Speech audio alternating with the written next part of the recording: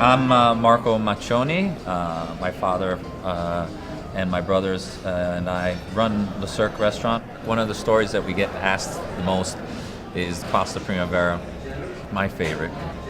My parents were invited to do this culinary trip to Canada. They had to cook lunch for a whole bunch of gastronomic geniuses of the time. Rather than making something fancy, my parents went on the opposite end and they prepared pasta.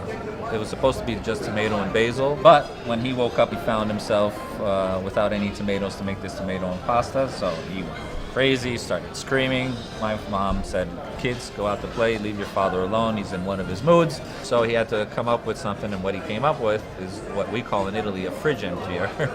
Basically, he opened up the refrigerator, took different ingredients, asparagus tips, broccoli, peas, mushrooms, zucchini, mixed it all with a little bit of cream, parmesan, and voila, out came this wonderful pasta dish with beautiful colors of green, topped with this sharp red tomatoes that were sauteed in the garlic and basil, and wowed everyone. And they said, "Oh, what's this dish? What do you call it?" My father kind of pulled it out of his sleeve and said, "We call it Primavera." My father, being the proud Italian, said, "You got to give the people what they want." So my father took it in his own hands and prepared the dish tableside for all the guests that came by. And it's a tradition that still lasts to this day. It was my first training.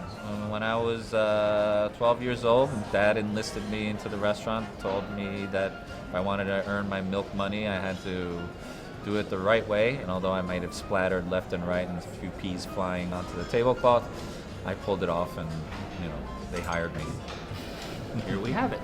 The Cirque's Pasta Primavera for you. Buon appetito.